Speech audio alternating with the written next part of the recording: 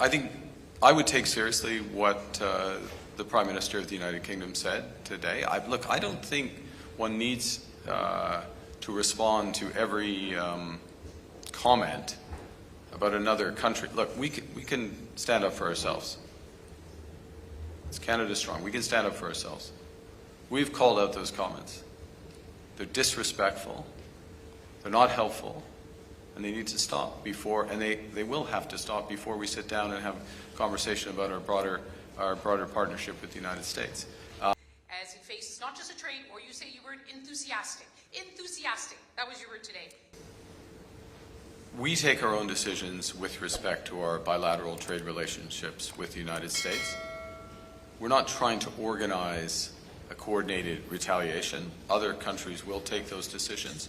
For example, what we can do are a series of measures, and there are limits ultimately to this, but there's a series of measures that have maximum impact on the United States and minimum impact on Canada.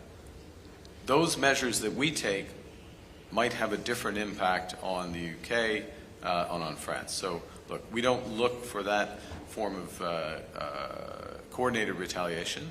That's not helpful necessarily to those countries, but it's not helpful to the overall process. What we're looking for with respect to the United States is to have a more comprehensive discussion of and negotiation of our overall commercial and security relationship. And when the United States is ready to have that conversation, we're more than ready to sit down. Tonda, there is a limit, given the relative size of our economies, the extent to which we should match U.S. tariffs. Right now, what the government has proposed, and with the 150 billion identified products, are products that have, as I said earlier, maximum impact in the United States and limited, but not zero. It's limited impact in Canada that we can affect. And my government's commitment is that we will use all of the revenues from those tariffs to support Canadian workers that are affected by the U.S. trade actions. Nos relations commerciales sont trop concentrées aux États-Unis. Ce qui est clair est que nos relations sécuritaires sont trop concentrées aux États-Unis. Il faut diversifier, ça c'est clair. The way Cabinet works, or at least the way Cabinet works in my government, is the Defense Minister and I had a conversation. The Defense Minister raised the issue with me. We had a discussion about Canada's options, and the fact is that under the contract, as you may know, after a certain number of purchases, then we have options on subsequent aircraft. Given